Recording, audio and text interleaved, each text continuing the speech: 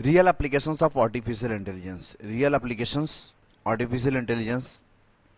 के बारे में यहाँ पर डिस्कस करेंगे। यहाँ पे पहला एग्जांपल है गूगल मैप।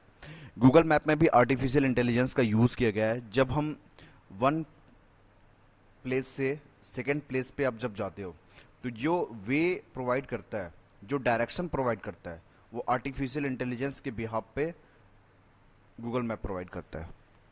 तो यानी कि आप यहाँ से स्टार्ट किए और यहाँ तक की जो जर्नी कर रहे हैं, ये जो वे प्रोवाइड हो रहा है वो आर्टिफिशियल इंटेलिजेंस के बिहाफ पे गूगल मैप आपको प्रोवाइड करता है। ये पहला एप्लीकेशन हुआ। यूट्यूब यूट्यूब भी आर्टिफिशियल इंटेलिजेंस का एक एग्जांपल है।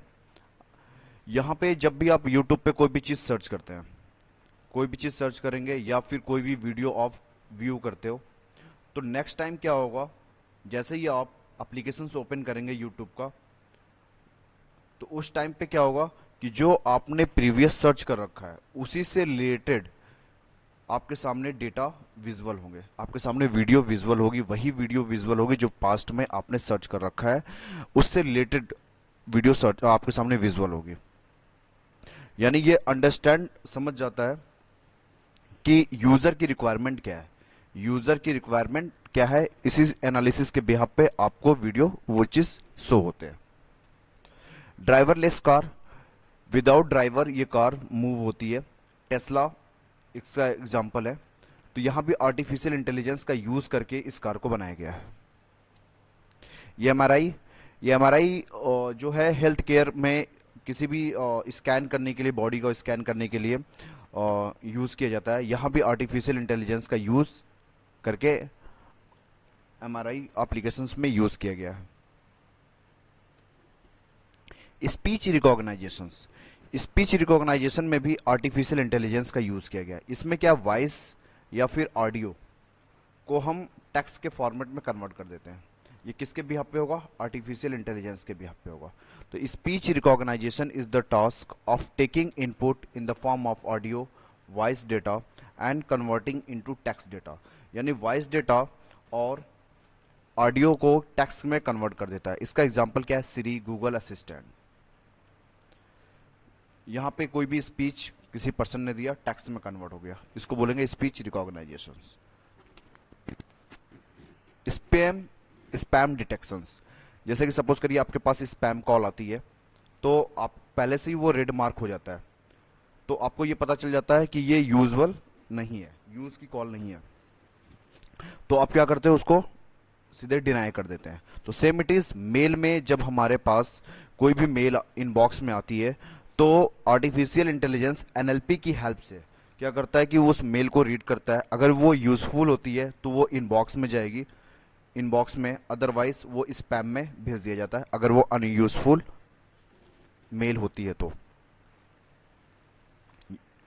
स्पेलिंग करेक्शन में भी आर्टिफिशियल इंटेलिजेंस का यूज किया गया है।